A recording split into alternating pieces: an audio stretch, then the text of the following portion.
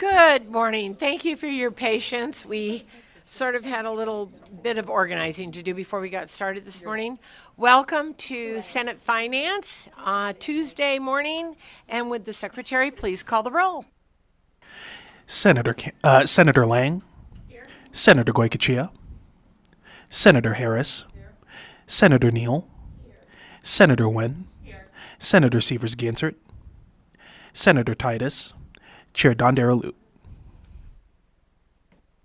Thank you very much.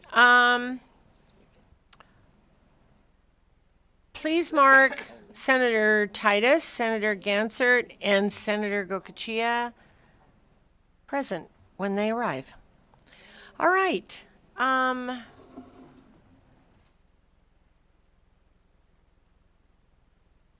With that, we'll take just a 1-minute recess.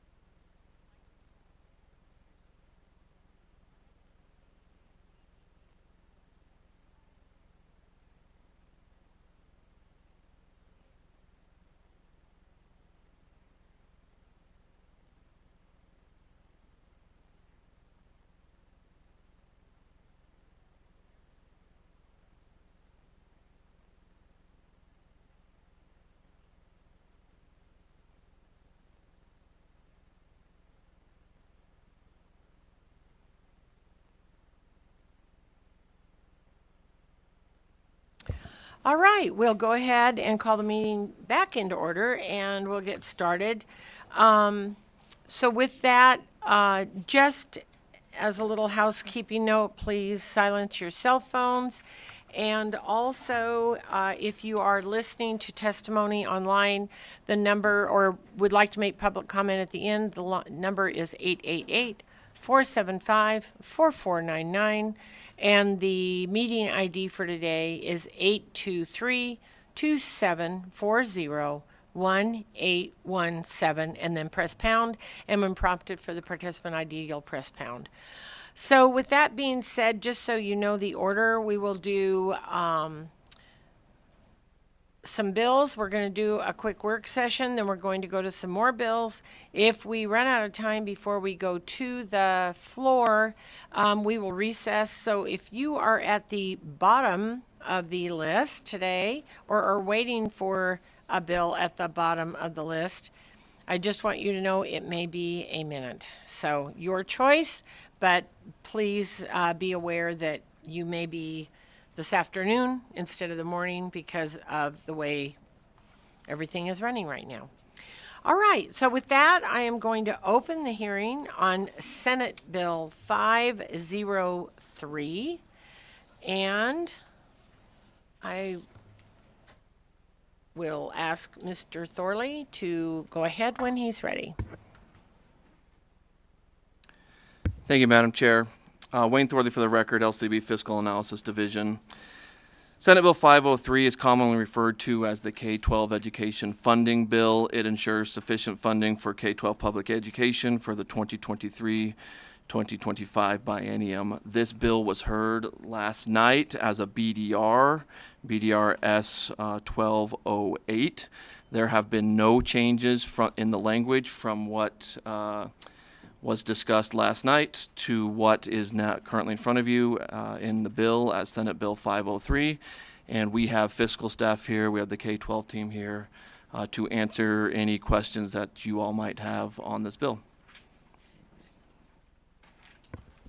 All right, with that being said, does anyone have any questions? Senator Titus. Thank you, Madam Chair, and thank you all for being here, and I apologize for being late. I have, since the bill was presented last evening and we've gone over it, I've had folks reach out to me from rural areas specifically concerned about programs, the career and technical budget process, and wondering where that all lies. So according to the records that I have, the career and technical school associations got $60,000 in 2011. Now in this budget, they're getting $20,000 to run all the skills such as the HOSA, the FFA, and those type of programs. And just wondering, will they be able to backfill that? Because there's real concern that, as it stands right now, that things like Future Farmers of America won't be able to be held in these schools. And it's not just the rural schools that have that. It's actually the Clark County District, Washoe County have those kind of programs. So just wanting to make sure that we recognize those things, and where in the budget will they be funded?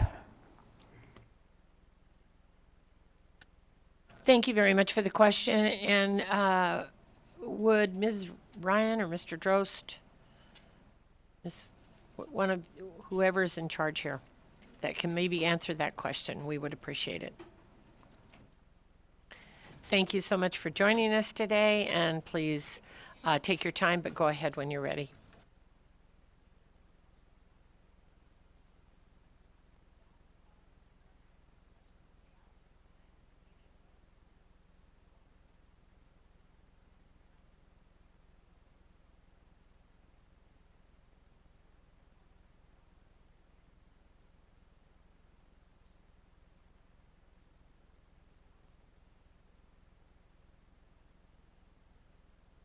Yes, Section 8 and Section 10. So according to what I have, SB 503, disabling language for FFA and other state career and technical student organizations, and Section 8 and 10 of the bill.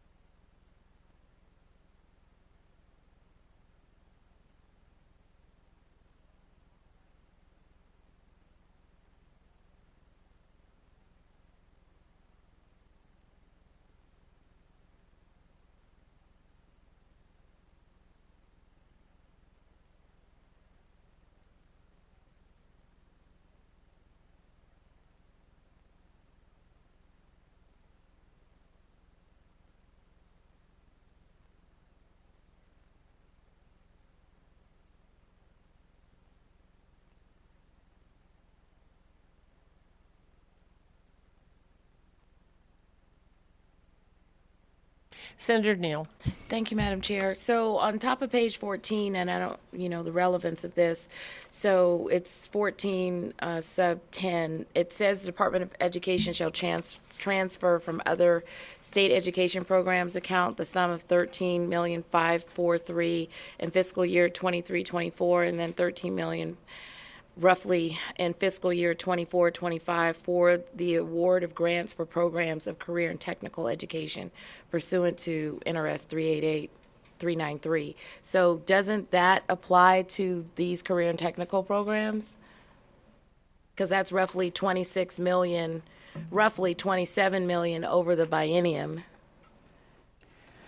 And thank you for that clarification. I just need clarification that they would have that opportunity to apply for those grants, and that actually, the concern is there's not a line item, there's not a guarantee. They're going to be competing with a lot of other programs, and just wondering if there's a specific line item for things like FFA and some of the other career things where will they be thrown in that pot? And if they are then thrown into that pot, and thank you on that number 10, is that going to be divided?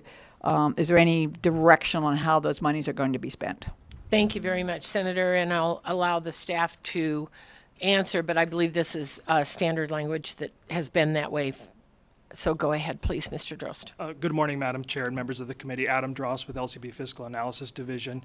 Madam Chair, through you to Senator Titus. I would note the Career and Technical School Organizations, FFA, FBLA, that there is funding provided in budget account 2676, the Career and Technical Education budget.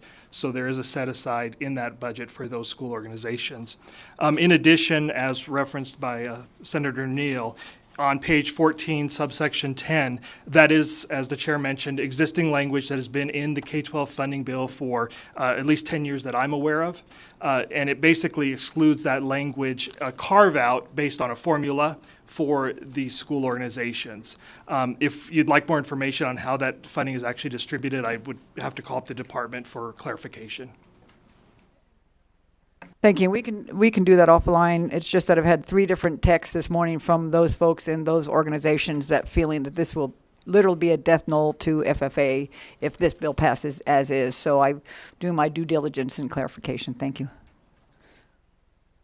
Thank you very much. Senator Ganser. Thank you, Madam Chair. So there was reference to budget 2676, so maybe we should just take a moment and look at that. I'm assuming the chair would like to move this bill. Are you going to try to move this bill out of committee? Yes, we are. Thank you. So I think it's important for us to look at that because we have the broad numbers here, but if it's 2676, if we can understand what it is this upcoming biennium versus what it is this current biennium, that would be helpful. Thank you.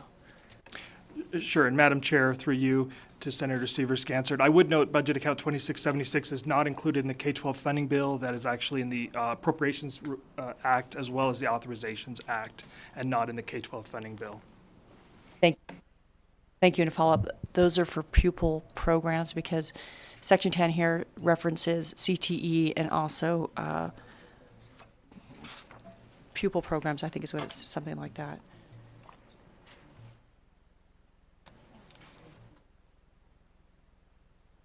I think it's leadership and training activities and pupil organizations. Pupil organizations, right. It said leadership and training activities and pupil organizations. So we need to track down money for pupil organizations if that's where FFA resides.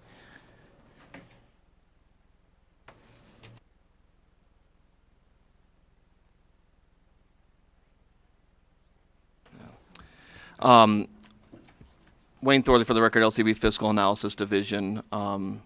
As Mr. Drost mentioned, this language in subsection 10 on page 14, where it restricts the funding to not for the use of leadership training activity and people organizations, has been in the K-12 education funding bill since at least 2015, and possibly longer than that.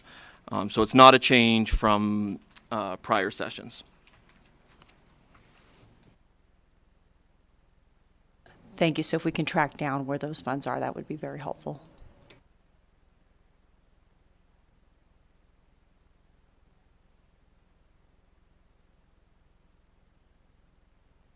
Senator Wynn, did you have a question? Just more of a comment, Chair. I noticed, I pulled up the K through 12 public education funding from last session. It's literally the same language, and the same funding amount, and it's the same mechanism that has been used at least in the last session, and I would probably, if I looked at them for the last 10 sessions, I think we'd have the same numbers. I actually think it's been since 2015 that has been the same exact language. So maybe not 10, but it has been since 2015 the same language. Is that correct? When I looked at this earlier, yes, at least 2015.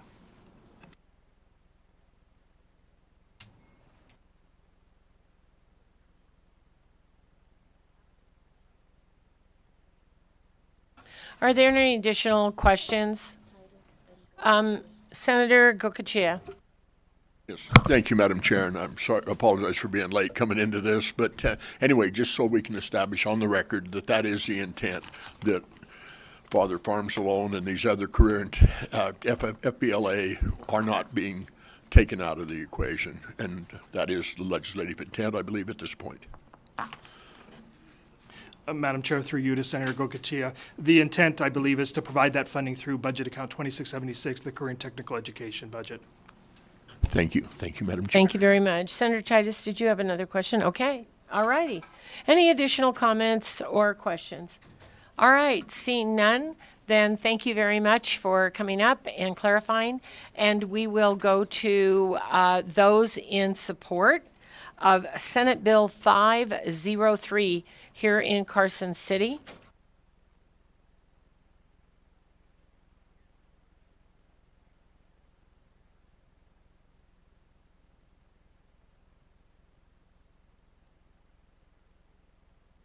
Good morning, Madam Chair and members of the committee. For the record, my name is Mary Przinski, here representing Nevada Association of School Superintendents, and we're in support of the bill and appreciate all the work that's been done to fund K-12 this session. Thank you.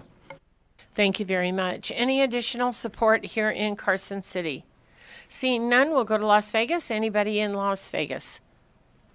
And if seeing nobody in Las Vegas, BPS, when you're ready, on the phone lines.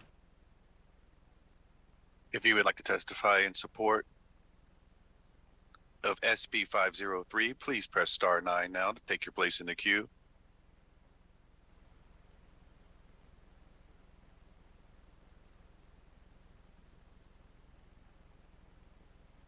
The public line is open and working. There are no callers at this time.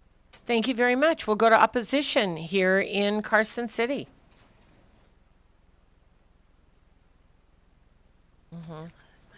That's why I'm trying not to have a big discussion about it, because it'll just get out of hand. Go ahead when you're ready. Thank you. Good morning, Madam Chair. My name is Dawn Echeverry, and I am a music teacher and currently serving as the president of the Nevada State Education Association. SB 503 does not address the educator crisis here in Nevada. As we end this school year, we are thousands of positions short, leaving the students in Nevada without a licensed educator in their classroom. And in some of our rural counties, we have counties that had to contract with teachers to bring them in from other states on video to teach their classrooms. When the school year started, Washoe had a shortage of bus drivers, forcing them to do bus rotations every 4 weeks, leaving one group of students without transportation to school. NSCA sees the shortage growing if the legislator does not address the issue of salary or a living wage, 20% salary increase for all staff, and a $20 an hour starting salary. We must also address the morale of our educators due to unmanageable class sizes and the workloads. We need classes of 20 to 1 to allow us to educate and address the social emotional issues needs of our students in our rooms. It is a rainy day in Nevada schools, but this legislature has the money to address the needs of all educators in this state. Thank you. Madam Chair, Chris Daly, Nevada State Education Association. So NSCA is seeking an amendment to SB 503 to increase the state education fund by an additional $500 million. Last week, as you know, nearly 1,000 educators and supporters rallied here in front of the legislature, umbrellas in hand, to say that it is a rainy day in Nevada, and so it is time for 20. Certainly, Nevada's strong economy and record revenue is welcome news, but it's still a rainy day in Nevada schools. We rank 48th in education funding, even behind Mississippi. I think with this budget, perhaps we'll move up a few slots, and then you'll see us back in 2 years, back down in the high 40s again. Everyone knows Nevada has the largest class sizes in the nation. The crisis of educator vacancies has reached a tipping point. In the last 2 years alone, Nevada is projected to lose 15% of our teaching workforce. We also have a shortage of people who make our schools run. This severe educator shortage threatens the basic function of our school system. Also, increases contemplated in SB 503 sound promising, but they are blunted by minimal increases in previous years that also had record inflation eating away at most of those proposed increases. Along with this, raising the education stabilization account to 20% would stash away an additional $322 million by the end of the biennium, meaning the legislature adjusted GovRec with a larger increase for reserves than schools. It turns out the biggest beneficiary of additional funding in SB 503 are charters, with a 41% increase in the biennium worth over $400 million. On the other side of the ledger, Story County will lose 5% of its total budget. Sadly, the rising tide will not lift all boats. When combining the education stabilization account with the rainy day fund, reserves could approach nearly $3 billion by the end of next biennium, 7 times the state's previous high of $401 million. NSCA believes it's fiscally irresponsible to underfund education and overinflate reserves when we can't retain educators or fill their positions. Throughout this session, you've heard from a parade of educators about the hardships of working in education with low pay and increasingly stressful working conditions. Last week, educators showed with the thunder and the lightning. We implore you to amend SB 503 to redirect extra monies from rainy day reserves or the education stabilization account to fund Time for 20. It's a rainy day in Nevada schools. Thank you. Go ahead, please. Good morning, Madam Chair. My name is Bob Stulak, and I'm a state retiree and decided last year to help out with the school system, so I support the comments made, especially by the nice lady here. As a retiree and a former professor at WNC for 20 years teaching biology and environmental science, I thought it'd be helpful to get a substitute teacher's license and help out. The pay isn't that great, and I do it 2 days a week, and I'm trying to enjoy retirement, but the 2 days a week are not that easy. And I say to my fellow teachers, how do you do this 5 days a week? Now, I'll just wait for the talk to end there. Thank you. The conditions are very difficult. As a professor at a college level for years, it's quite the change going to elementary school, and I've also taught at the high school. The pay isn't very good. I probably may not teach next year, but I'm trying to help give back to the community as a teacher. I teach all the way from PE to some science classes at the high school and a lot of it at the elementary school levels. I just implore what the comments were made about the pay. The only way I can get decent pay is to be what's called a long-term sub. And they want you to work 5 days a week, but as a retiree, I really only want to work. Sir, I'm going to stop you. Yes. If you're discussing the bill, we're not talking about your retiree pay, nor are we talking about the pay that you may or may not get if you're a substitute teacher. So if you'd like to address the bill, you're welcome to. I'm also a retiree. I'm also a 30-year teacher, so I have heard this song and danced to the tune. So if you'd like to address the bill, we'd like to hear it. Well, that's all I wanted to say is I got up without planning to speak after this nice lady spoke to say the pay is not very much. Conditions are very, very difficult. Just consider that. Thank you. Thank you. All right. Anyone else in opposition? All right, Las Vegas, anyone in opposition?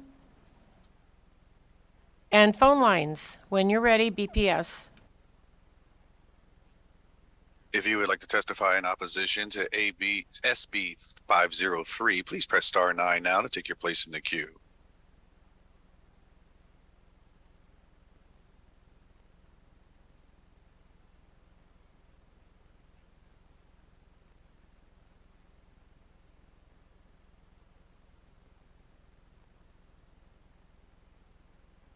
Hello, can you hear me?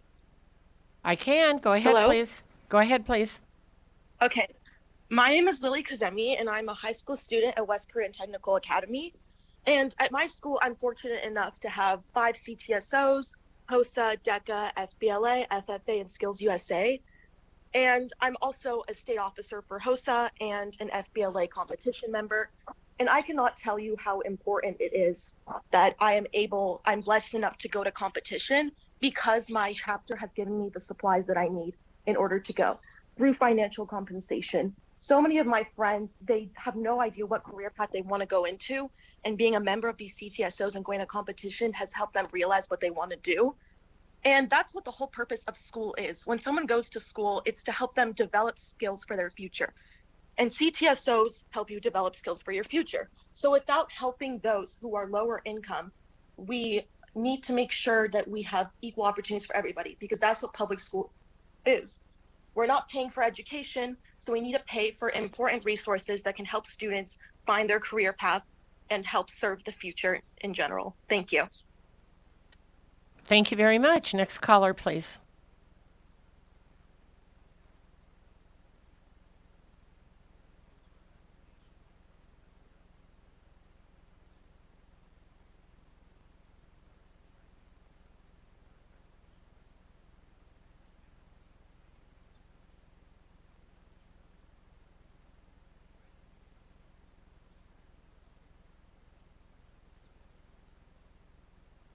Caller, please press *6 to unmute. Hello, We can hear you. Go ahead, please. okay, thank you. My name is Heather, Nevada FFA for the record. I wanted to clarify one part of the language that's been brought up. It's on line 6. It says, not for the use of leadership and training activities and pupil organizations.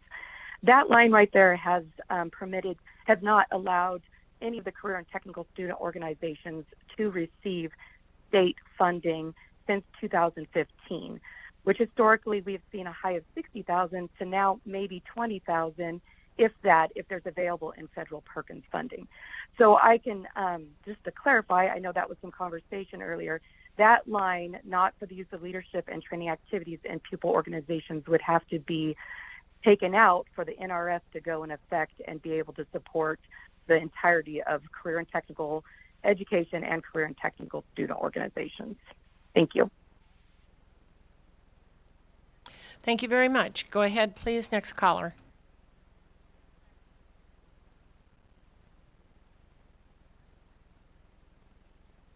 Good morning. Good morning, Madam Chair and Senate committee members.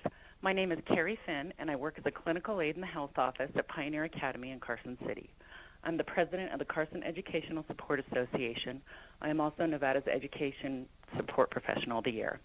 I am in opposition of Senate Bill 503 and think Nevada can do better to fund education. After nearly 1,000 educators were outside of the legislature last week shouting, "It's a rainy day in Nevada," you all no doubt know how serious the issue in public education is. Educators here in northern Nevada are leaving to work in California. Educators down in southern Nevada are leaving to work in New Mexico. Why? Because they're paying them a livable wage. Nevada needs to step up to be competitive. We have seen a mass exodus already, and this was one of the worst years. What does next year look like? And the year after that? Year after year, we hear the historic, but we are still essentially running in place and treading water. 26% is a start, but we have been told this will essentially get eaten up by increasing costs. Our students, our teachers, and our education support professionals and our state will be left to suffer. With nearly $3 billion in rainy day reserves, we would like to see more put into public education, especially to fund Time for 20 at the state level to respect and retain our amazing educators and support staff. Thank you for your time. Thank you very much. Any additional callers, BPS?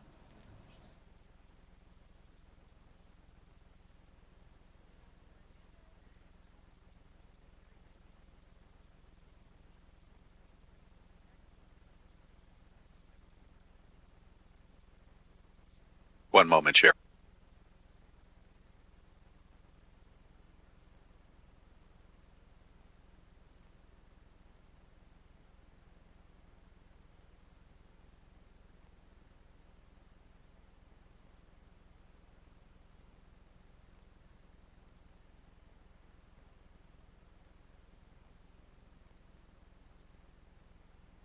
caller. Go ahead.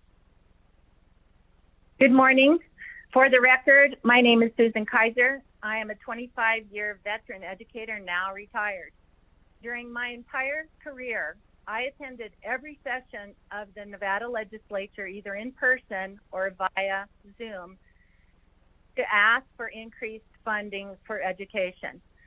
We often were asking for revenue generation,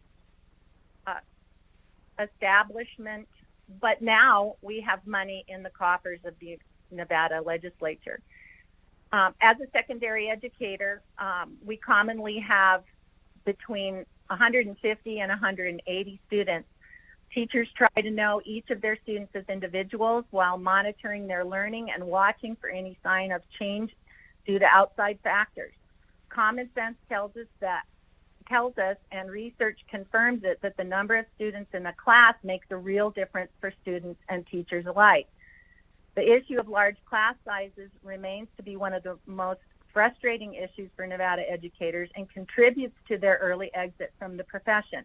We're seeing the effects of that now, compounded by the pandemic, the increasing inflation, and so many other factors out of our control.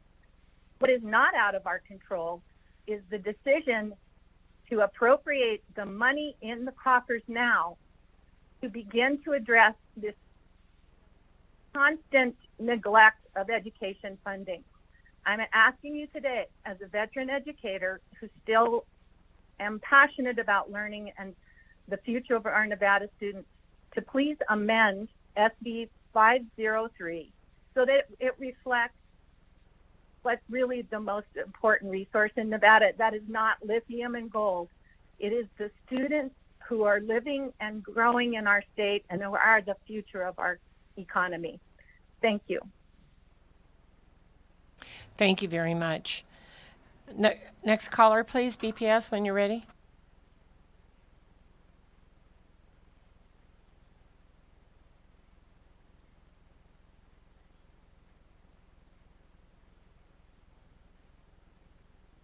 Hello, can you hear me? Yes, we can. Hello, I am coming to you today as the Executive Director of Nevada HOSA. HOSA is a vital organization in Nevada serving over 2,500 students who are passionate about pursuing careers in healthcare. Even though we greatly appreciate the financial support given to CTE, we encourage you to support career and technical student organizations by removing "not for the use of leadership and training activities in pupil organizations" from SB 503. Removing the language would give the Nevada Department of Education the ability to support state-level career and technical student organizations. These pre-professional development organizations are vital to Nevada's career and technical education standards. They extend teaching and learning through innovative programs, business and community partnerships, and leadership experiences at the school, state, and national levels. The removal of this disabling language from SB 503 is of utmost importance to ensure that HOSA and the other student organizations can continue to make a profound impact on the lives of Nevada's aspiring workforce. Thank you.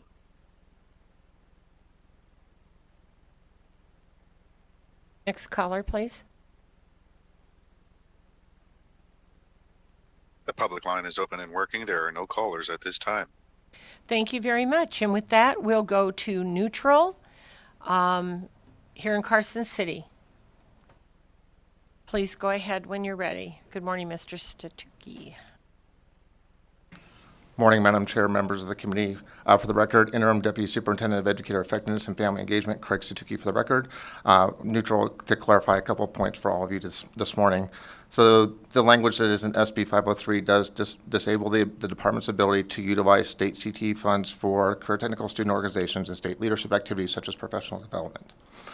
We currently utilize budget account 2676, which is the Perkins 5 funding, to help support our career technical student organizations, but they are not an eligible local education agency, so they are not eligible for aid to schools.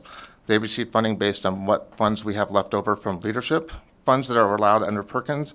And so each year that fund, at least in the 3 years in my tenure at the department, has decreased, and they are approximately about $20,000 this year. I believe they were about $30,000 the year before.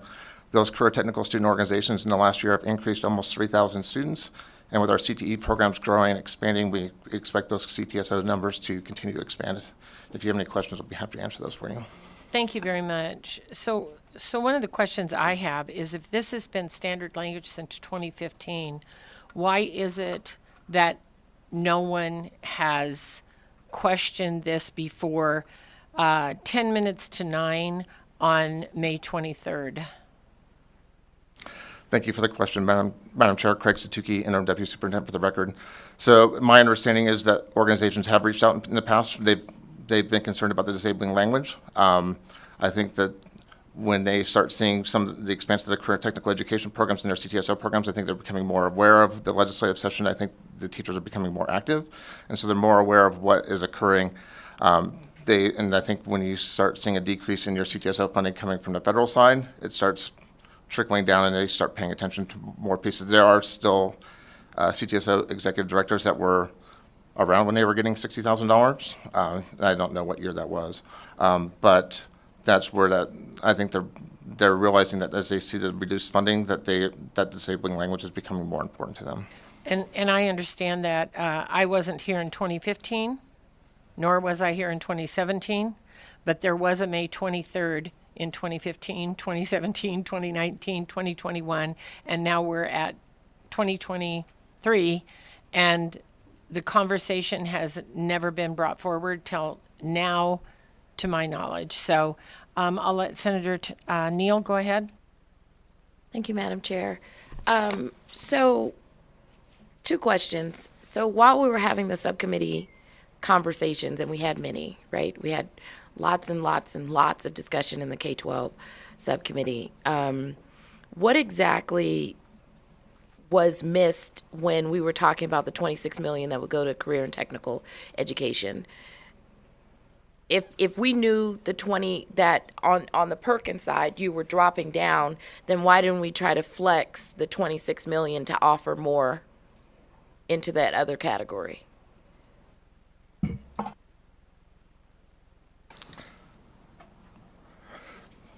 Thank you, Senator. Through you, Chair, to Senator Neal. Craig Satuki, Interim Deputy Superintendent for the record. So when we're So as we are looking through that process, we actually introduced in Senate Bill 9 a change in that portion of the formula to change it from, I believe, 7.5% in that NRS to 20%, and providing additional information in terms of additional resources to school districts and students, including work-based learning, industry-recognized credentials, and they being able to help pay for teachers to earn those credentials so that they could teach them in their class or becoming eligible for dual credit. It was our department since that time that we thought that we introduced that language, that would help a conversation in terms of potentially not having disabling language in the future, and so that's the route that we chose as a department to go. Thank you for that, because that's super helpful, right? So you're because SB 9, didn't we hear that last week in finance? Correct, for the record, it was last week in finance, and I believe it was the first week in Senate Education. So there is language in that bill that, are you saying, will help to alleviate what is being complained about today? Interim Deputy Superintendent Craig Satuki for the record. My interpretation of the language in Senate Bill 9 and the language that's in SB 503 is that while the language in SB 9 changes the percentages and clearly spells out the purposes of those funds, the SB 503 would actually disable that language as soon as that bill passes as well.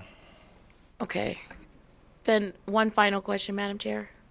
How does, and this is the third piece, because I think we need to understand the moving pieces in the bill, how does Senator Lang, the CTE tax credit bill, help to develop and continue to expand by bringing in outside business that can then further invest in the CTE programs through that tax credit bill?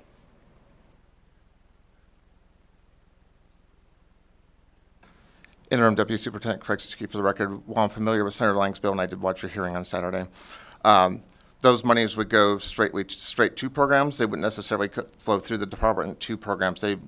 My understanding is that I believe it's the Department of Taxation, you can correct me if I'm wrong, Senator Lang, would identify those programs, and those funds would go directly to those programs. They would not flow through the department to to programs or career technical student organizations. But it still is an additional opportunity to get additional funding into those programs through businesses investing in the credits and then further expanding on programs that they're seeking to engage with, correct? I'm just trying to get all the pieces together because the statement that was made was that we're not properly funding CTE, right? So it's been very helpful to understand how SB 9 and 503 are in contradiction. It's very helpful. Probably should have been brought up on the day of the hearing. But knowing that there's also another bill moving that allows business investment into that, I think is also helpful in the narrative to try to help understand what really is going on with the funding and whether or not the legislature themselves have somehow missed something. I'm so tired. Okay. All right, I'm going to close my comments out with this. Whatever it is that we're supposedly in contradiction of, I feel like before this bill and when we were sitting going over the appropriations bills late last night and reading them literally verbatim, that it probably should have been brought up yesterday. Greg Satsuki, Interim Deputy Superintendent for the Department of Education. I would agree with you on that piece. I'd also like to clarify that based on what we've heard in public comment, I will say that I've also received text messages, so you're probably not the only ones who have received them. Mine started at like 4 o'clock this morning. Is that the concerns aren't around adequate CTE funding. I think the concern is ensuring that our career technical student organizations are being supported. I don't think those concerns are around the CTE funding per se, but around that portion about the support for career technical student organizations. And I do believe there are potential pathways through Senator Lang's bill to help support programs directly, but I'm not sure if those necessarily specifically address the concerns that have been brought by the career technical student organizations. Senator Ganser, please. Thank you, Madam Chair. I just want to follow up because I have both Senate Bill 9 and I have Senate Bill 503 open, section 1010, I believe, where it specifically says at the end of it, the provisions of subsection 1, 2, and 3 of NRS 388.392 this should not be used for the not for the use of leadership and training activities in pupil organizations. So the budget bill says not for the use of leadership and training activities in pupil organizations, specifically around the CTE funds. And then Senate Bill 9 specifically talks about what leadership and training activities mean. Activities by or for pupil organizations for career tech education, training activities for teachers and classes, on. So they are in direct conflict. And so we need to be able to get this resolved because here we're setting aside CET money, and I do believe even the tax credit money that's specifically for CETE, because of the way the money flows and these two pieces of legislation are written, would be disallowed. So we have to get this fixed. And so this language, I think someone at some point in time said came into effect around 2016, and maybe there was an expectation that 2015, maybe there was an expectation that CTE wasn't going to be allocated for these types of purposes, but in fact, it's specifically been allocated for these types of purposes. So we need to either change the language in 503, actually I think we have to change the language in 503 to allow those uses specifically, and SB 9, further talks to that, but now that I read both of them, they are in direct conflict, and I think the budget bill probably trumps anything else that we're doing because the definitions are actually sitting in SB 9, just so you know, specifically around what leadership is in training activities. Leadership and training activities means, again, activities by and for people organizations for career and tech education, training activities, Thank you. Thank you very much. And with that, Mr. Thorley has some comments, I believe.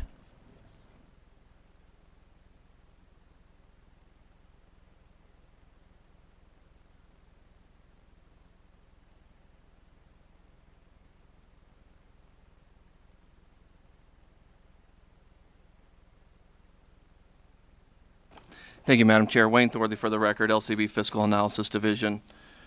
So I want to be clear that there's, from a legal perspective, there's not a conflict with these two bills. The provisions in Senate Bill 503 Section 8, subsection 10 on page 14, line 5 says, notwithstanding the provisions of sections 1, 2, 3 of NRS 388.392. That's the statute that Senate Bill 9 seeks to change to increase the percentage that could be provided for leadership training.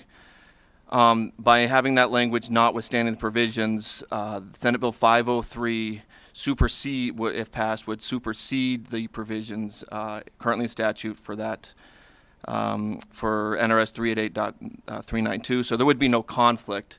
The session law would apply, and the language in that existing NRS statute would not apply. That's good. Eileen, if you want.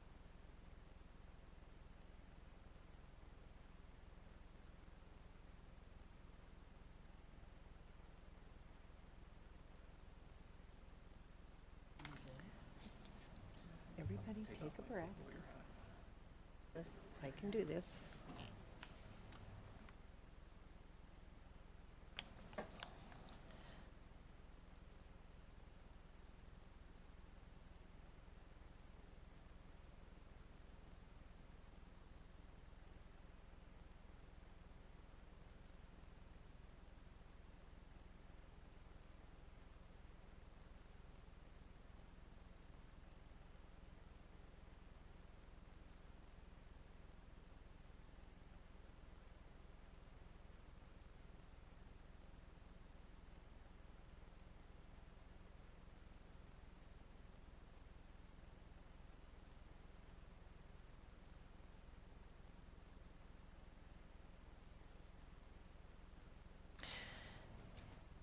If you'll give us just 1 second, we are getting legal on the line.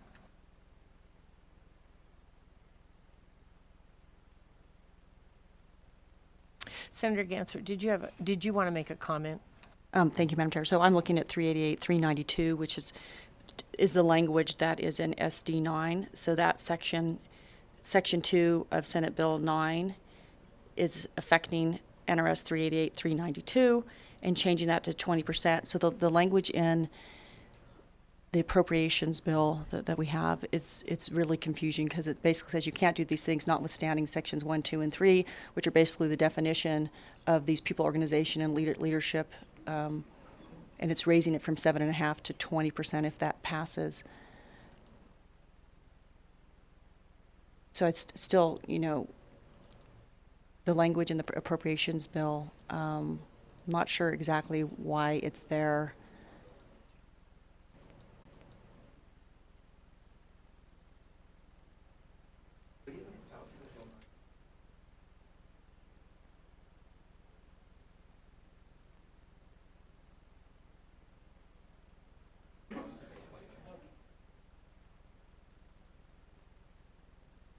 We'll just take a quick recess while we're waiting for legal to arrive. Thank you.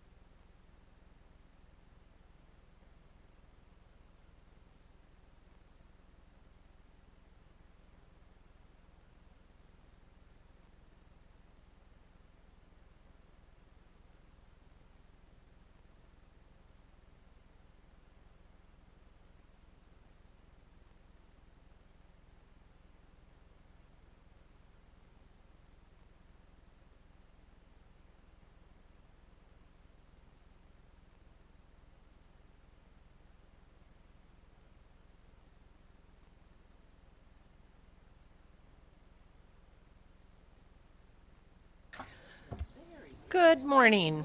Okay, we'll come back into the meeting and we'll ask Mr. Killian to please join us at the table. Thank you very much for whipping over here real as quickly as you could for some legal clarity. And please, I think you know the issue, so please go ahead when you're ready. Thank you, Madam Chair. Asher Killian, Chief Deputy Legislative Counsel.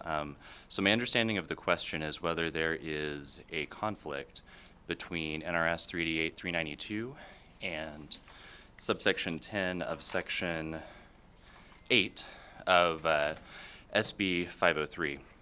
And just to put this in context, NRS 388-392 sets some general formulas for any money appropriated for CTE funding.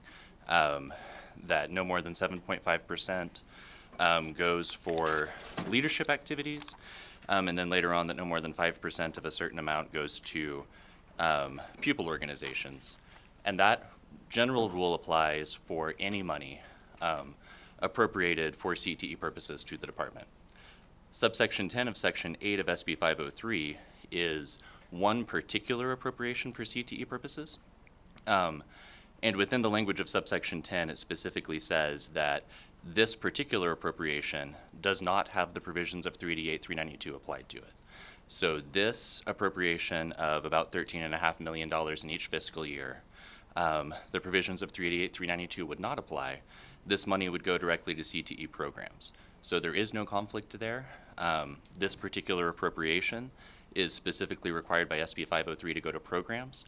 Any other appropriations that may be made for CTE purposes would flow through the formula set in 388-392. I hope that clarifies the way that these two bills work together, but I'm happy to answer any additional questions that the committee may have. So I have just one. So the 13.5 is in each fiscal year for a total of approximately 27 million in the biennium. That is correct, Madam Chair. And the provisions of subsection 10 of section 8 would prevail for that pot of money in each year of the biennium. That money would have to go directly to CTE. It could not be used for these other purposes under 388-392. Thank you very much. All right, Senator Gansert.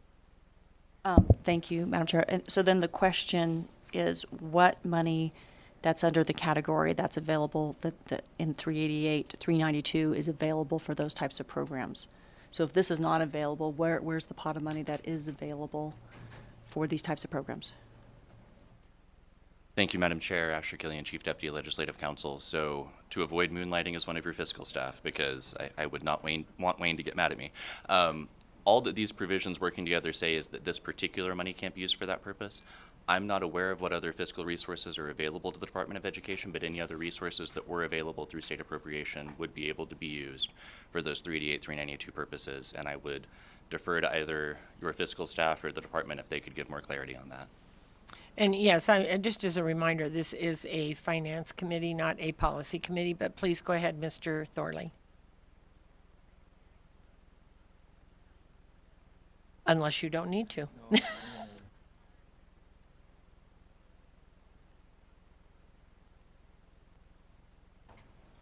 Go ahead, please, when you're ready.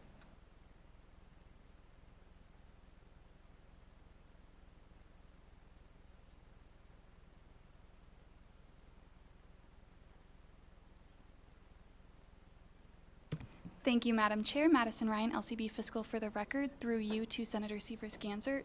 There is funding in budget account 2676, so that's the Career and Technical Education account, which would be in the Authorizations Act for this biennium, and there was approximately in the base year, so fiscal year 2022, $22,000 to each of those organizations for approximately 6 organizations, which appears to be carried forward in each year of the 2023-25 biennium.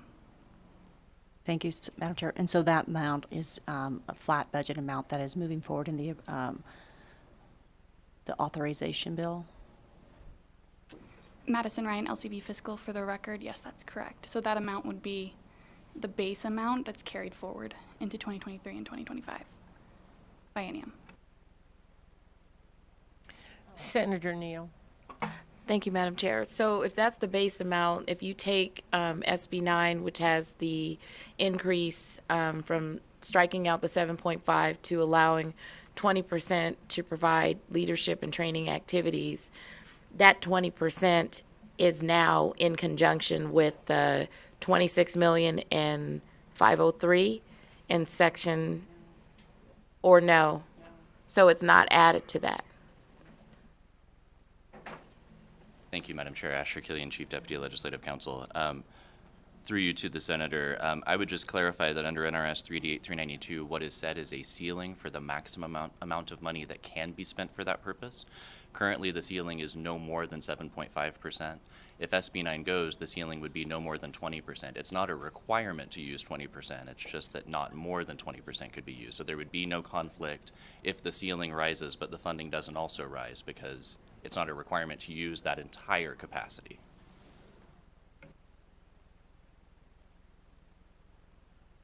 Okay, Senator Gocochea. Thank you, Madam Chair. Then to legal, if we deleted that, not for the use of leadership and training activities in pupil organizations, then that would in fact allow these leadership groups to access the 27 million. Thank you, Madam Chair. Asher Killian, Chief Deputy Legislative Counsel, through you to the Senator. Yes, so if that language were deleted from SB 503, then an amount of not more than 7.5% for leadership and 5% for pupil organizations, or if SB 9 goes, 20% and 5% of the amounts listed in that section would be available for those activities. So I'm a lawyer, so don't trust me to do math on the fly, but about $3 million a year that would otherwise go to CTE programs would instead be available for leadership activities and pupil organizations. Thank you. And I guess looking at the package, that versus 22,000 probably is something we want to talk about. Thank you.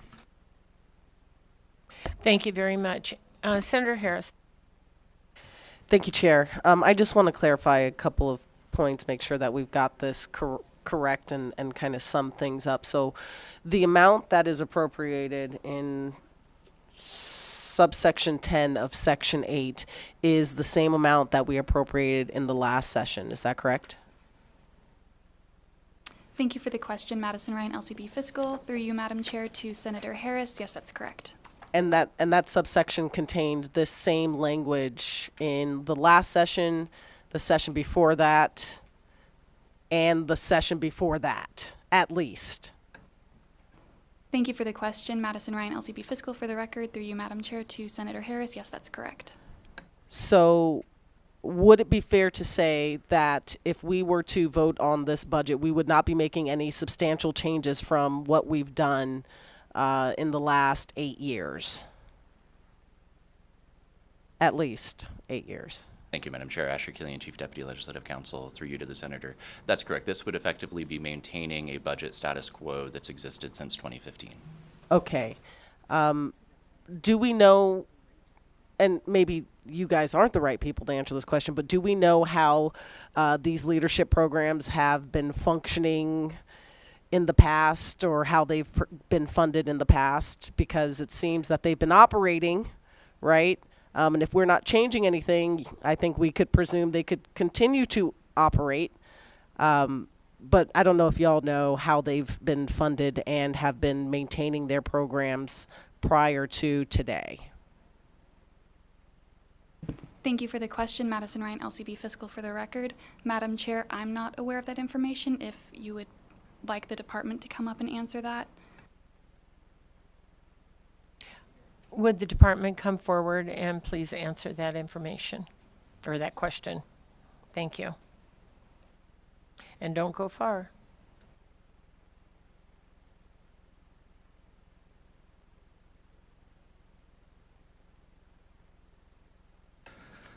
Thank you. Craig Satuki, Interim Deputy Superintendent for the Nevada Department of Education. Through you, Chair, to Senator Harris. To clarify the question, Senator Harris, your question is how have the career technical student organizations been operating? Is that correct? I'm more concerned about the leadership and training programs. Yeah. All right.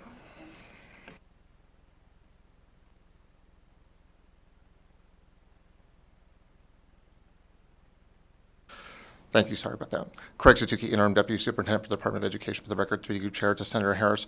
So the leadership activities is generally what we define as professional development for educators, and primarily what we've been utilizing is some Perkins 5 funding out of our leadership funds from Perkins 5, but we primarily rely on the school districts to be able to provide that professional development to their educators. We may find those opportunities for those school districts and for those teachers, but the funding for those professional development opportunities generally does not flow through the department. It flows through the district funds, whether it's through their Perkins federal funds or through their state CTE funds.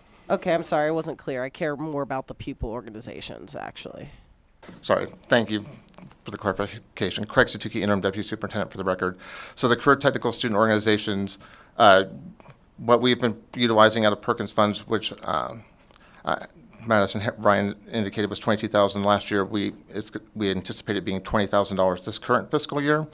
Is that they utilize those funds go directly to the support of the management of those organizations. 4 of those career technical student organizations are coordinated through a management organization that does everything for them in terms of coordinating their conferences, their leadership activities, their professional development for their their student state officers, and also the financial pieces of it. The other 2 career technical student organizations have an executive director that does that work for them. And so presently, the $22,000 previously, the $20,000 this year goes to help support the organization portion of that. What has been occurring is that those organizations have leadership conferences that charge a fee. So students or school districts have been paying those fees for student participations in those conferences, depending on the school district. Some school districts will pay for the full amount for those students to attend. And some school districts, particularly our rural school districts, where they don't have as much money flowing in from either state or Perkins, they rely on the students to help supplement or fundraise for their participation in those events. Superintendent Ebert, for the record, what I'd add is, too, as a state, we've are mission-driven in expanding CTE. So over the last 8 years, we've expanded quite a bit, almost 50% in student participation. Okay, thank you so much. Thank you, Chair. Thank you very much. Senator Neal, did you have a question? Yeah, I had a question it's really for Mr. Drost.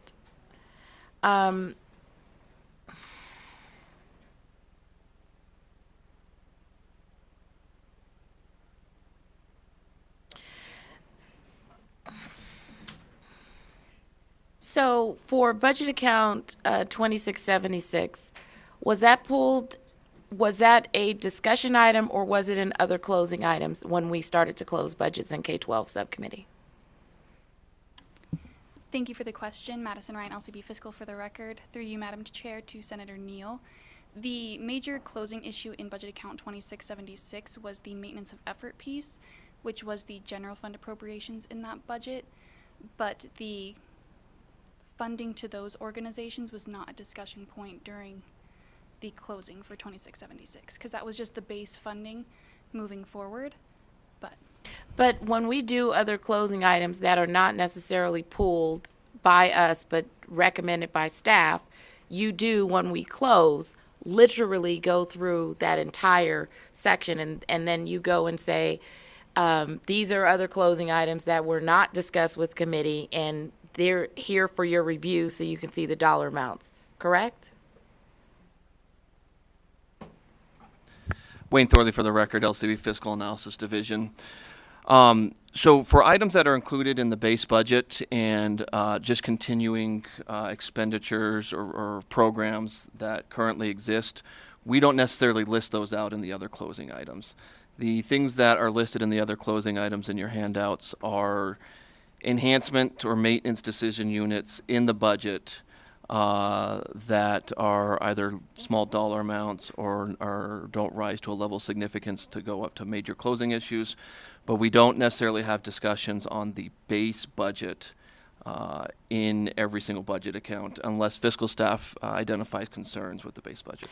But I do remember us having conversations around CTE in the K-12 budget. So in the many meetings that we had in K-12 subcommittee where we talked about CTE, why weren't the concerns around the base amount brought up during subcommittee from members? I mean, I'm just so confused on because we had extensive discussions in K-12 subcommittee where we asked a lot of detailed questions and we had very specific conversations, and now it's landing on our plate today when there could have been a conversation when we talked about it in K-12 subcommittee around CTE. What is the money going to these programs? I just don't want it to appear as if we were in K-12 subcommittee, did not ask pertinent questions, did not ask detailed questions, did not spend hours in committee asking questions around funding, and now all of a sudden that we're moving this budget bill, it looks like somehow we missed a conversation to raise an amount that was not raised while we were sitting in subcommittee. And I think that's what I'm confused about. And I don't know what is happening in terms of trying to hold this process up today. But at the end of the day, there were plenty of opportunities for members to say, I want more in the CTE budget in terms of the base amount. So I would just add in that personally, this is the first time that this has been brought to me, and I have been here and either been on education, finance, or both since 2019 as a senator. So this is the first time that I heard about this morning at 8:30 or 8:45 when we started this discussion. So any additional questions? Senator Gansert? I want to thank the chair for diving into this, and I appreciate the efforts. And I think because it's so far in the weeds that it was never brought to the surface to have a specific discussion about that. I just have one question left, and that's for the Department of Ed, as far as whether you have discretion as far as how much that is, or is that hardwired into the budget at this point in time? Because I think there's probably some discretion about those types of dollars because they're not budgeted at our level, they're budgeted at your level.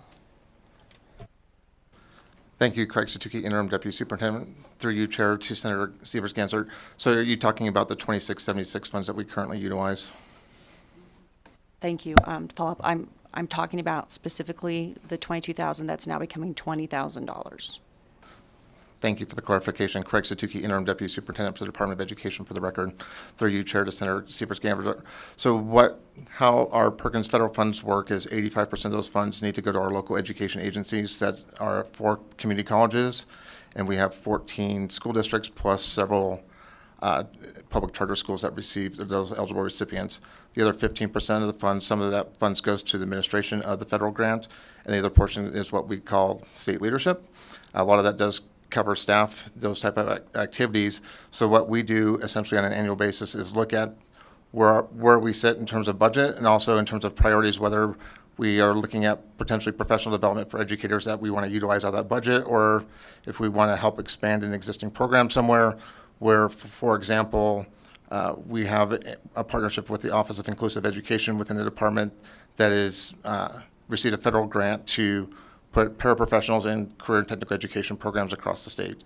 And so they had more money than they had more requested money. So what we chose to do is use some of those leadership funds to help support that program. So what we do is look at our budget and then identify how much money we essentially have left, and that's how we distribute it out between the 6 CTSOs. And currently, for this fiscal year, it's about $20,000. Last fiscal year was $22,000. So thank you. The answer to the question is that you do have discretion then. You look at the pot of funds, then you decide how you think you want it. So maybe you can look at this again. Thank you. Yep. Thank you. Thank you very much. Senator Titus. Thank you, Madam Chair, for allowing me one comment, really not a question. I just want to acknowledge and thank you, Madam Chair, for allowing this discussion. And just when I brought it up this morning, it was the first time I've heard about it. It was at 7:20 this morning. And the reality and the question is, why haven't we heard about this before? But in many of these agencies, they're just small volunteer folks who are trying to do the best for the students in the schools, and they volunteer as leadership in these programs. They don't have the agency or the background to understand this. And finally, somebody said, hey, this is the issue. So I'm not apologizing for bringing it up. So at some point, it had to be brought up, but I want to acknowledge the effort that's been put in here this morning, and just we had to bring it up at some point when we were pointed out. So thank you for your time. Absolutely, Senator Titus, and it's my pleasure. That's what this committee is for, is to discuss things. It just helps if we know more than 15 minutes before we're starting. So with that being said, if I see no more questions or comments, I would call for a motion.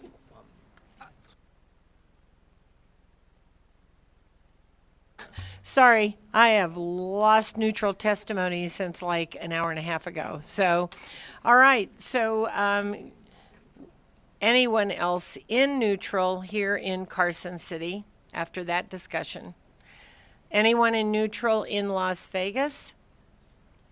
BPS on the phone lines. If you would like to testify in neutral for SB 503, please press star 9 now to take your place in the queue.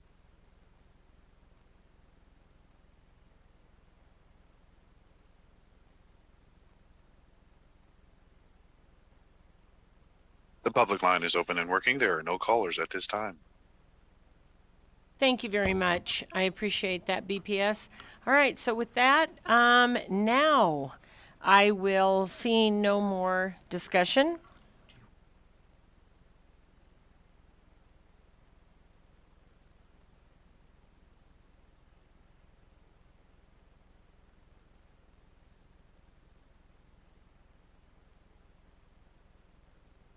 All right, with that being said, we are going to close the hearing on Senate Bill 503. What we're going to do is we're going to hear 504, and then we will do a work session on both of those bills. So with that, thank you very much, and we will move to Senate Bill 504. And I will allow Mr. Thorley the introduction time. Thank you, Madam Chair. Wayne Thorley for the record, LCB Fiscal Analysis Division. Senate Bill 504 authorizes expenditures by agencies of the state government for the 2023-25 biennium. This is commonly referred to as the Authorizations Act. This bill was heard as a BDR last night, BDR 1207. It was discussed in this committee as presented by fiscal staff, and staff is here if the committee has any additional questions regarding Senate Bill 504. Thank you very much. Any questions from the committee on Senate Bill 504?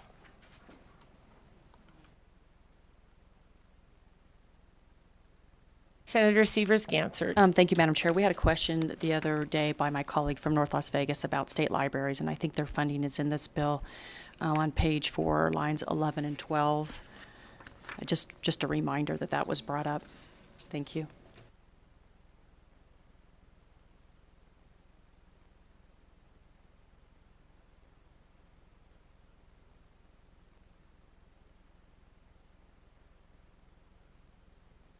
Would you repeat where you said you saw that? Thank you, Madam Chair. Page 4, lines 11 and 12 is where the state library is, and I know we've all been approached by the state librarian about the funding. Actually, it goes down a little bit further. It's 11 through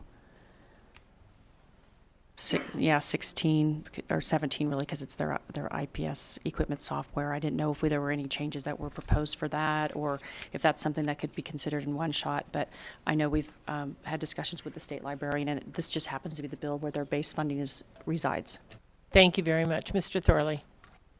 Thank you, Madam Chair, and Senator Severs-Gansert. Thank you for the question. I did fail to mention that there have been no changes to the language of this bill, including the dollar amounts, since this was presented last night. So no changes from what was discussed.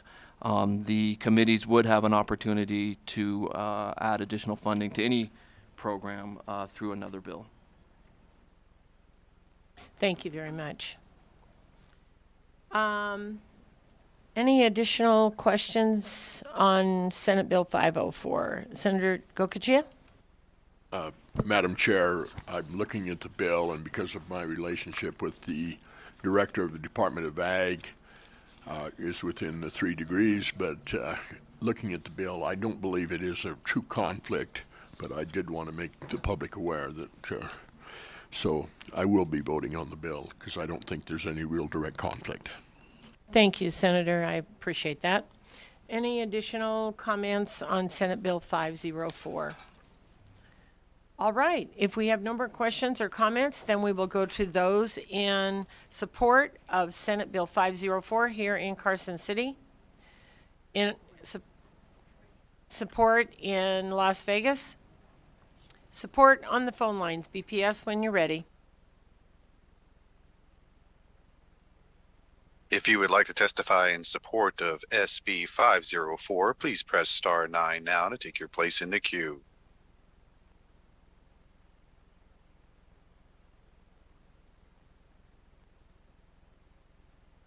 The public line is open and working. There are no callers at this time. Thank you very much. And we will go to opposition here in Carson City. In Las Vegas. On the phone lines, BPS when you're ready. If you would like to testify in opposition to SB 504, please press star 9 now to take your place in the queue.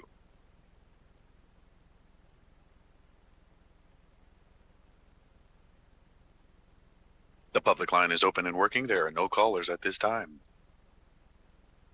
Thank you very much. And then we will go to neutral here in Carson City.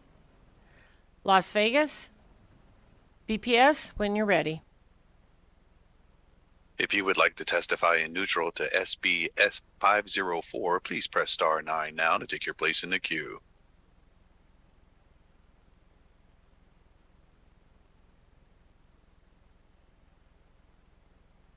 The public line is open and working. There are no callers at this time. Thank you very much. So with that, I will close the hearing on Senate Bill 504, and we will move into a work session on 3 bills.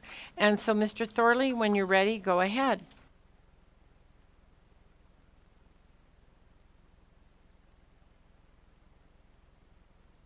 Thank you, Madam Chair. Wayne Thorley for the record, LCB Fiscal Analysis Division. We'll do a work session on 3 bills, Senate Bill 501, which was heard yesterday, then 503 and 504. So beginning with Senate Bill 501, this is the Pluto of major money bills. Some people think it is, some people don't. It depends on who you ask. This was presented yesterday in Senate Finance. It establishes for the upcoming biennium the subsidies to be paid by the Public Employees Benefits Program for the issuance of certain active and retired public health officers and employees. It was presented by fiscal staff and reflects the decisions of the money committees in closing the PEB budget. There was testimony provided in support from RPEN, Retired Public Employees of Nevada, AFSCME, AFSCME Retirees, the Nevada Faculty Alliance, and the Nevada Police Union. There was no testimony in opposition, no testimony in neutral, and no amendments discussed. If the committee wishes to move this bill, the motion would be do pass. I'll accept a motion. I'd so move to do pass. Thank you very much, Senator Wynn, and second by Senator Harris. Is that what I heard? Thank you very much. And with that, any discussion on Senate Bill 501? Seeing none, all those in favor say aye. Aye. All those opposed say nay. Motion passes. Thank you very much. And floor statement, I will hand to Senator Wynn. Thank you very much. Mr. Thorley. Thank you, Madam Chair. The next bill for work session is Senate Bill 503, which was just heard this morning by the committee and also discussed as a BDR last night. This is the K-12 public education funding bill. This was presented by fiscal staff this morning. Again, there were no changes to the bill language from what was presented in the BDR last night. And reflects the dollar amounts in the bill, reflect the decisions of the money committees in closing the K-12 budgets. Testimony and support was provided by the Nevada Association of School Superintendents. There was several individuals testifying in opposition, including the Nevada State Education Association, a couple of students who are part of the HOSA Future Health Professionals student organization, and several educators. Neutral testimony was provided by the Department of Education. There are no amendments other than the one that was discussed as a possibility for that language in subsection 10 in section 8. And the motion for the committee would be to either do pass or to amend and do pass. Thank you very much, and I'll accept a motion. I'd so move to do pass. Thank you very much, Senator Wynn. Second from Senator Harris. Any discussion on this bill? Senator Gansert. Thank you, Madam Chair. When we had the budget closings, we had a discussion around the amount of money that was originally allocated in the executive budget, over $2 billion to K through 12 education, and it was monumental. If you were to look at the Commission on School Funding, I think that moved us to about year 7 in the program, the plan basically to try to get to the national average, and we're like over halfway there now, and it was extremely exciting. But also in the executive budget, there was a portion of rollover money, so money from this current biennium that was to be allocated. It was about $290 million. It was supposed to be split between early literacy programs and the teacher pipeline. And we all know we need more teachers. And part of the stress in the classroom is because of the number of the teachers who we have and the teacher shortages that we have. And they also know that literacy is the fundamental building block for our students. And if we actually want to change the trajectory of education in Nevada, we have to make sure we've got strong early literacy programs. And there was $145 million allocated for that purpose. And so I'm supportive. We're very supportive of this bill with the funding that was originally proposed, but we want to make sure that there's substantial money that goes to early literacy and to teacher pipeline. Also, when you use rollover money for ongoing expenses, so one-shot money for ongoing expenses, then the budget itself is not structurally sound. You can create a fiscal cliff. And we want to make sure that we invest heavily into K through education and that we make sure that we have teachers and we support the teacher pipeline, but also literacy so that we can really change the trajectory of how our students have been performing and what their future looks like. It's really about what does their future look like if we don't have strong early literacy programs and if we do not fund those types of programs adequately. So while I'm supportive of the significant increased funding in education, I'm concerned about early literacy programs, teacher pipeline, and then using one-shot money for ongoing expenses, and therefore I'll be opposing this legislation. Thank you. Thank you very much. Senator Wynn. Thank you. I just want to make a couple of things clear. Not just a majority of this budget, but upwards of 90% of what is recommended in Senate Bill 503 is a part of the governor's recommendation. I also want to make it clear, because it sounds like from some of the discussion during this bill hearing, that this budget bill didn't just miraculously appear yesterday when it was introduced. In fact, this bill is a culmination of the last 3.5 months of vetting. In fact, I was counting just on hearings alone, and it appears there have been at least 4 opportunities to vet and question and prepare for ultimately what sits before us, which is Senate Bill 503. I know that I'm proud to be a part of this recommendation, which we heard from my colleague from the North, includes $2 billion in an increase to our public education, including $400 million increases to public charter schools. It's actually more than that. It's probably closer to $2.3 billion in this bill alone. And that's because of the changes, we made to this funding formula over the past 2 sessions. We know that these dollars and that increase in those dollars will follow each student. We've heard it over and over again that people want the money to follow students, and we want this pupil-centered funding plan, and this puts that influx of a significant amount. We heard yesterday and again today that we're allocating those historic numbers in this K-12 budget. I believe it was around $6 billion in fiscal year 2024 and nearly $6.3 billion in fiscal year 2025. So I'm proud to support, and I'd urge all of my colleagues on this committee that they have over 14 billion reasons to get this money to our children so our kids can start school, be ready to start on time. I know a lot of these schools begin their budgeting process and have to have them in place by July 1st. I know my kids start school, I think August 7th this year, or August 8th. And we need to approve this budget so we can get our kids back in the business of learning. Thank you very much. Senator Harris. Thank you, Madam Chair. I just want to follow up on Senator Wynn's comments. This budget, with some of the literally exact same dollar numbers and language, passed last session unanimously. That means every person who's sitting on this dais voted for what seems to be the most contentious issue today. And I can only think of one thing that has changed between last session and this session, at least when it comes to the political landscape. But I think the most important thing that's changed is $2 billion additional dollars. And I'm not sure how we can support a skinnier budget for education last session, but somehow have an issue with throwing what is historical investments into education this session. I think we heard that when it comes to the issues of these leadership programs, we're looking at like a $2,000 difference. $2,000. I would encourage my colleagues to support this bill today and join us in doing something that really is good for the state of Nevada. I don't think it's possible to argue otherwise. Thank you, Chair. Thank you very much. And I will go to Senator Titus.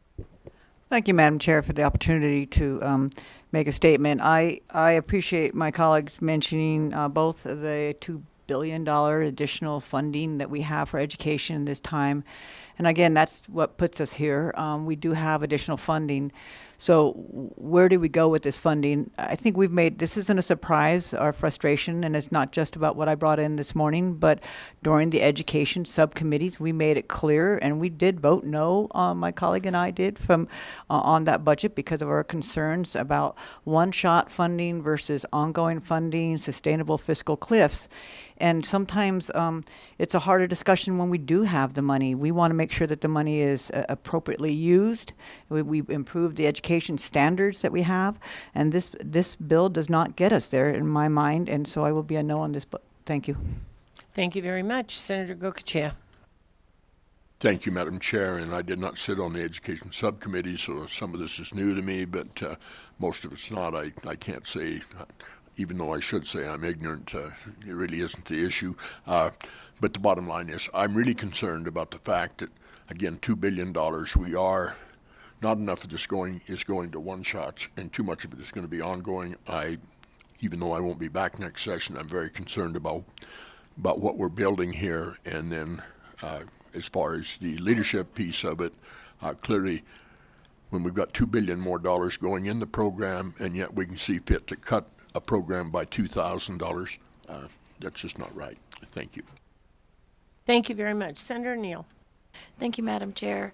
So I'm going to vote for this, but what I find interesting about, I think, this conversation, because I've been in this building since 2011, is that we are literally voting no against a budget that is giving expansive funding. And there are many times in this building where we move budgets where we had far less money, where we nickeled and dimed, and there were concerns. But in this particular case, where in K-12 subcommittee, we had a very distinct conversation about whether or not interest should fund a program which was not sustainable, which didn't make sense. Now we're voting no against the budget that has really established 5.4 billion in 24, 5.7 billion in 25. And then saying, well, because ARPA dollars were used for early K, that's not sustainable, but yet we have to spend that money anyway. We have to get it out the door. Why not have the conversation about what the next biennium looks like when that money is exhausted, instead of doing, I don't know what's happening. I don't know if it's posturing or what, but at the end of the day, I think we've done good work this session. I think we had a lot of conversation, a lot of discussions around what's going on. We had people come to the table saying, oh, transportation is not funded. Transportation is in the budget. 193 million for 24, 193 million for 25. We also had folks come to the table and say class sizes are still not dealt with. However, we don't have categoricals anymore, but yet the law still requires class size reduction. We're giving the money to the districts to then decide how that pot is divvied up, and then to take care of the things that they need to take care of within their districts without, in certain terms, would be not necessarily prescribing totally what they should do, but the law still stands in these other categories in regards to what they need to do. And so I just find it interesting that in the one session where we have actually a lot of money, that we are then saying, well, but it doesn't go far enough. But we've listened to testimony for weeks saying, but it doesn't go far enough, but yet it's 11 billion. And I'm trying to figure out, why would we hold this up or use it as some political football, which is what has been going on with education since I've been in this building in 2011, so that someone can get, their position or point made at the expense of students. I find it strange, and I guess maybe after spending 13 years in this building, I'm tired of the stupid politics. I'm tired of the games around the money, when I know that we've actually are doing more than what we've ever done. Is it everything? No, but we've never been able to do everything. We're also not interested in doing any revenue increases. So we can talk and say all of this stuff and posture and do all of this, but I think 11 billion is a good deal. And the fact that we sat for months listening to these budgets, I think we came out pretty good. And all the people who are sitting on the sidelines complaining, saying it's not enough, I think you need to go through this budget and compare. Look at all of the years where we didn't have anything, but yet we found a way to take from somewhere else to still fund education. And yes, it is our constitutional mandate to fund education, but I think 11 billion is not something we should shy away from, and we need to look at those numbers and really spell it out and stop spinning the narrative that the legislature is not doing the work for students, because that's garbage. Thank you very much. Any additional comments, Senator Gansert? Thank you, Madam Chair. I think there's been all sorts of comments, and I think it's important to recognize again the original budget had $2 billion of ongoing dollars, and what we're talking about is really one-shot money that was supposed to be allocated for a one-shot purpose. It's not ARPA money. It's money that was left over from this current biennium, and half of that money, about almost $150 million, would have gone to early literacy programs, the other half to the teacher pipeline, which really are critical when you look at how we're going to change the outcomes and improve the outcomes for our students. And so all the money ends up in education. It's just in what bucket does it go? So the entire $2 billion plus the almost $300 million would all go to education, but making sure that one-shot money is used for one shot is important. And we have the $2 billion that will be ongoing, and probably a little bit over $2 billion with the economic forum numbers. So all the money goes to education, but we want to make sure that early literacy is addressed and the teacher pipeline is addressed. Thank you for the additional comments. Thank you very much. So I'll just weigh in here shortly. One of the things that I think we started with today was a question about Section 10. And now, all of a sudden, the discussion is way over here. So I offered, we talked about an amendment. And my understanding is the no vote was still there.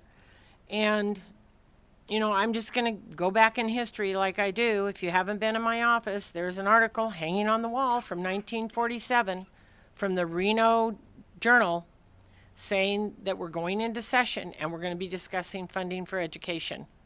That was 76 years ago. I've been here since 2009, and I've been discussing it. I think we've done a lot of good work this session. We've had a lot of discussion on this. The legislature has worked hard. The staff has worked hard. We have all done what we've done to support educators. But let's not forget what the legislature job is. Our job is to fund education. And then that goes through the Department of Education that goes to the school districts. So there's certain things that we may give funding for, but we aren't in direct contact to do those things. Teacher raises is collective bargaining. Maybe a school district decides to use funding for something else. Those are things we don't control, so we need to make that clear. I also would tell you that I really am tired of people insinuating on very many different levels that, you know, teachers may or may not know what they're doing. I can tell you, teachers know what they're doing. They've been to school, they've worked hard, they continue to go to school, and they continue to go to school, and they continue to go to school to learn more so they can be better. And by the way, we continue to say on the record, well, we need this so that they can teach literacy. I promise you, I taught early childhood. I promise you, I know how to teach reading. So please do not insinuate that we have teachers, principals, administrators that are not trying their best. But as a legislature, we are also doing with what we can do with the money that we have. And I think we've made a significant investment in education. Hey, if anybody wants to increase revenue somehow and we can put in more, I'm with you. But in the meantime, I will take a vote. So all those in favor say aye. Aye. All those opposed? Senator Titus, Senator Gokachia, and Senator Gansert are noes. The rest of us are yeses. The motion passes. Senate Bill 503. And we will go on to Senate Bill 504.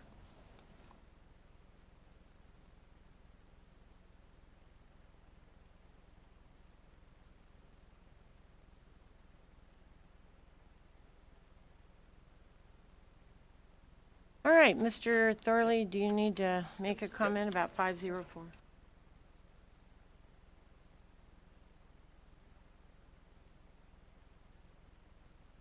Thank you, Madam Chair. The last bill up for work session at this time is Senate Bill 504. This bill authorizes expenditures by state agencies of the state government for the 2023-25 biennium. This bill is commonly referred to as the Authorizations Act. The bill authorizes expenditures of money not appropriated, money by state agencies not appropriated from the state general fund or the state highway fund, so federal funds, fee funds, and other non-general fund, non-highway fund revenue sources. The bill was presented as a BDR by fiscal staff last night in Senate Finance, BDR S 1207. The dollar amounts in the bill reflect the closing decisions of the money committees in closing the various budgets for state government. There have been no changes in the language that is now in Senate Bill 505 from what the committee reviewed last night when this was a BDR. Happy to answer any questions that anyone might have. Otherwise, if the committee wishes to move this bill, there are no amendments. The motion would be to do pass. Thank you very much, and I would accept a motion. I'd so move. Senator Neal, and a second by Senator Neal. I'm sorry, Senator Wynn, Senator Neal. And with that, is there any discussion on the motion? All right, seeing none, all those in favor say aye. Aye. All those opposed say nay. Motion passes. Thank you very much. Floor statement, Senator Harris? All right. Okay, with that, I believe we are going to take a recess. Senator Scheibel. However, we are going to take a recess because we are due on the floor shortly. And so with that being said, see you on the flip side. And it will be at the call of the chair. We will hope it can be sooner rather than later. But since you're going where we're going, we'll see you sooner. Thank you very much. With that, we are in recess.